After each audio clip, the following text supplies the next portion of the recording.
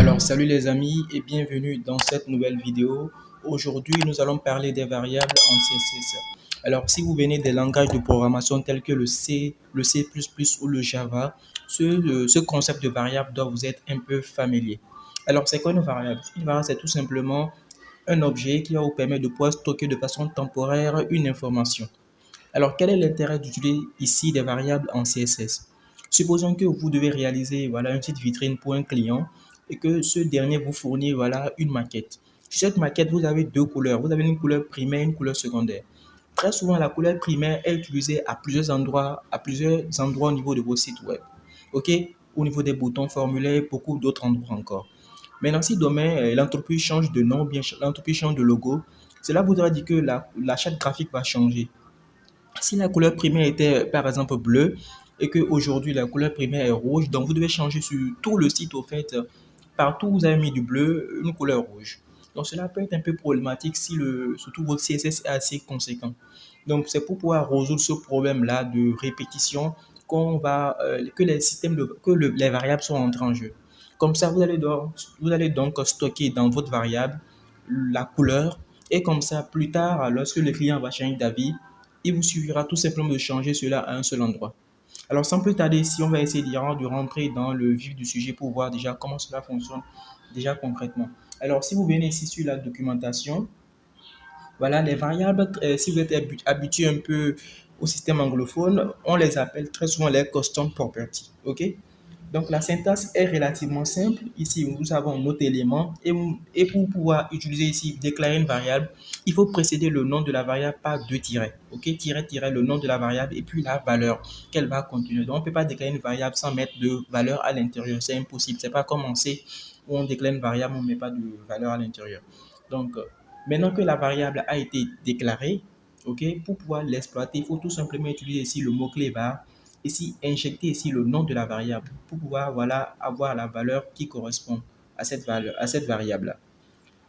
Alors ici, on va essayer avec un cas concret. Ici, il y a un projet, ce projet doit vous être déjà familier. On l'a tellement utilisé dans cette formation, donc on va encore l'exploiter dans cette série pour voir un peu comment utiliser les variables avec. Donc ici, lorsque vous analysez le code source, ici, vous avez la couleur gris. On a un background gris ici au niveau du header main et au niveau du footer. OK? Donc, supposons que la couleur gris soit ici notre couleur principale. Donc, moi, je voudrais tout simplement je veux ici créer une variable pour pouvoir stocker cette couleur primaire. Parce que demain, on ne sait jamais, hein, le client peut changer d'avis. Maintenant, les variables, c'est pas seulement fait pour le client, c'est aussi pour le développeur. Parce que quand on développe une application, c'est aussi pour nous, c'est pour nous faciliter la vie. Ok, donc il faut utiliser les bonnes méthodes, il faut utiliser les bonnes manières pour aussi nous faciliter la vie, pour que notre code soit beaucoup plus maintenable et beaucoup plus scalable. Là, comme ça, beaucoup plus dans le futur, on pourra tout simplement changer les configurations de notre site web sans pour autant souffrir. Donc, c'est bon pour le client et c'est aussi bon pour nous autres en tant que développeurs qui écrivons le code. Donc ici, pour pouvoir utiliser cette variable, on va la mettre tout simplement à l'intérieur de la variable route. Ici, à l'intérieur de la variable route, on mettra ici le nom de la variable, on mettra ici primary pour spécifier ici que c'est une couleur primaire. Puis après ça, on mettra la valeur, on mettra ici gray. Maintenant que la variable a été créée, il faut tout simplement ici l'utiliser. Donc ici, au lieu de gray, on mettra ici var. OK? On mettra ici le nom de la variable, on mettra ici primary. Point virgule. Donc je vais pouvoir encore recopier cette valeur-là et la mettre ici. Donc ici, j'utilise Live Server, je suis en sauvegarde automatique, donc tout fonctionne. Je viendrai ici sur mon navigateur et rien n'a changé. Évidemment parce que la couleur primaire ici était gris. Si je décide maintenant de changer ici via ma variable cette couleur-là, automatiquement, je mets ici par exemple du purple. Voilà. Automatiquement sur mon site web, cela va prendre effet. Ouais, donc c'est beaucoup plus scalable, c'est beaucoup plus maintenable comme cela. Ok. Maintenant, oh, c'est pas seulement les couleurs, on peut mettre par exemple base. On peut mettre par exemple ici base, base par exemple. On peut mettre ici par exemple du 16 pixels. 16 pixels. On peut mettre ici par exemple small et mettre par exemple ici 12 pixels. Et ici, par exemple, tirer large et mettre par exemple de 42 pixels, par exemple. On peut faire, voilà. Donc, quand ça serait du large, du base, c'est 16 pixels, du small, ceci, 40, large 42. On peut mettre même, par exemple, padding, par exemple, 2.p. Padding ici, 0, 10 pixels, 10 pixels. Voilà, on peut faire beaucoup de choses. Donc, il suffit tout simplement de voir, au fait, les valeurs que vous pouvez réutiliser plusieurs fois et de tout simplement les injecter dans les variables. Donc, ici, si vous savez que vous avez utiliser des paddings, là, par exemple, je peux faire comme ceci. Padding 1, padding 2, padding 3, padding 4, padding 5. Et ici, si c'est ça, serait 20-20, par exemple. Hein. Bon, là, je peux mettre, par exemple, 20-24. 20-24. Ici, ça serait 30, 32, 30, 32, etc. Quoi. Donc, on peut faire la même chose, par exemple, pour la largeur. On mettrait ici W, tiret, tiret, tiret, tiret, W. Quand c'est, par exemple, on peut mettre ici full. On peut stocker la valeur 100% dedans. On peut faire pas mal de choses. Donc, ici, une variable va tout simplement nous permettre de pouvoir stocker des valeurs. OK? Donc, vous pouvez stocker pas mal de valeurs. On peut même stocker des valeurs un peu plus complexes. Par exemple, ici, on peut stocker, par exemple, shadow. Shadow. On verra les box shadow plus tard. Shadow. Hop.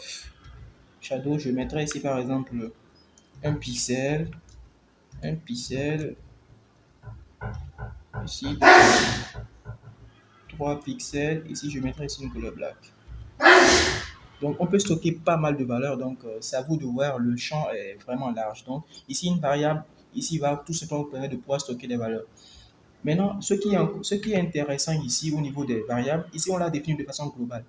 Donc ici, on peut pouvoir utiliser au fait des sélecteurs pour pouvoir changer en fait, la valeur d'une variable. OK? Donc supposons ici que voilà, je veux que sur cette partie-là, j'ai un thème vert. Donc ici, j'ai un thème vert. Donc, ou bien un thème bleu. Je mets ici par exemple thème-bleu, par exemple. OK? Donc je voudrais que ici, ça soit un thème bleu. Donc ici, il suffit juste de venir ici, je viens ici, je mets ici point thème-blue. Je pense que j'ai mis blue ou bien bleu. Voilà, blue en anglais. Voilà, je mets blue ici. Et si je dis que voilà, pour le thème bleu, je voudrais que la couleur primaire ici, primary, soit tout simplement bleu. Bon, ici, vous pouvez mettre du code hexadécimal, hein, comme vous voulez, mais juste que, bon, voilà, voilà. Ouais, là, ici, c'est bleu, mais en revanche, ici, au niveau du footer, ça n'a pas changé. Donc, ici, je voudrais un thème bleu. Donc, ici, comme vous le voyez ici, avec le sélecteur, je peux automatiquement changer ici la couleur. OK? Donc, voilà. Avec les variables, vous pouvez aussi avoir des valeurs par défaut. OK? Supposons ici que j'ai mal écrit ici. Bon, je peux effacer ce qui est là, ou bien je peux garder ce qui est là. OK? Donc, je peux effacer pour plus de clarté. Donc, supposons ici que j'ai mal écrit primary là, ici. OK? Lorsque je vais actualiser ma page, voilà, ça, c'est pas affiché. Donc, ici, on peut pouvoir mettre des valeurs par défaut. Donc, pour pouvoir mettre une valeur par défaut, il faut tout simplement mettre ici, après la variable, virgule, il faut mettre ici, par exemple, blue. Automatiquement, qu'est-ce qui va se passer? Lorsqu'il va lire, au fait, cette variable, il verra que cette variable n'est pas définie. Il va automatiquement prendre la valeur par défaut. Voilà. Voilà. C'est un peu comme, c'est ce qui est expliqué un peu ici sur la documentation. Lorsque vous venez un peu plus en bas, voilà, les valeurs par défaut sont où, voilà, ici. Donc, automatiquement, lorsque cette variable-là n'est pas définie, elle va tout simplement prendre au fait cette valeur-là. Voilà, on peut faire pas mal de combinaisons. Je vous laisse le soin de parcourir la documentation pour voir un peu plus en détail de quoi il en retourne. Donc ici, voilà. Maintenant, qu'est-ce qui va se passer lorsque, voilà, supposons que ici, j'ai mis un base, ok, pour 16 pixels, et que ici, je mets, par exemple, sur color, de var, tiret, par exemple, je mets base. Donc, en réalité, ça ne va pas fonctionner. Vous êtes d'accord avec moi? Donc, ici, le base ici contient 16 pixels. Ici, j'ai mis color. Donc, c'est expliqué ici. Bon, lorsqu'on vient, on va actualiser ici. Voilà, par défaut, c'est la couleur noire. Comment expliquer au fait ici cette couleur noire? Au fait, lorsque vous mettez au fait une variable et que le contenu de la variable ne correspond pas ici à la propriété, il va d'abord vérifier à ce que cette propriété-là est héritée. Okay? Si c'est hérité, il va prendre au fait la couleur de l'élément parent. Il va prendre la couleur inhérite au fait de l'élément parent. Si ce n'est pas hérité, il va prendre tout simplement la couleur initiale. Donc ici, dans notre cas ici, c'est pas hérité au fait. Voilà, il n'y a pas de couleur héritée. Comme il n'y a pas de couleur héritée, il va tout simplement prendre ici la couleur initiale. La couleur initiale par défaut était noire. Maintenant, si ici c'était hérité, par exemple, si j'avais mis ici color white, par exemple, il va tout simplement mettre ici une couleur blanche. Blanche. OK? Donc, il va d'abord vérifier si c'est hérité. Si c'est hérité, il mettra au fait la couleur hérite. Si c'est pas hérité, il mettra tout simplement ici la couleur du parent.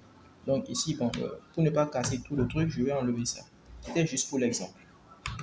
OK? Donc, pour finir, je vais vous parler un peu de ici, de la compatibilité. Donc, ici, par défaut, voilà, ce système de variables n'est pas utilisé par tous les navigateurs. Lorsqu'on viendra ici pour les vieux navigateurs, cela ne va pas vraiment fonctionner. Maintenant, pour que ça fonctionne sur les vieux navigateurs, surtout les vieux Internet Explorer, il faut utiliser ce qu'on appelle un polyfill. Donc, nous avons l'outil en ligne ici qui est le PostCSS Prevent Preset Env. Lorsqu'on viendra dans Try Now, ici, on viendra dans Try Now, on va tout simplement ici copier-coller. Voilà, j'attends que ça charge. OK. On va ici, copier notre CSS. OK. Qu'on va remettre ici.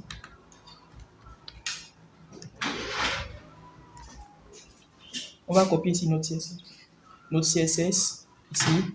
Maintenant, ce CSS là, on veut que ça soit supporté par au fait plus de 3% en fait, si le navigateur, c'est plus de 3% des utilisateurs. Donc, plus de 3% des utilisateurs Internet Explorer 6 et machin ne sont pas inclus. Lorsque je mettrai 1% des utilisateurs, voilà, ici, OK.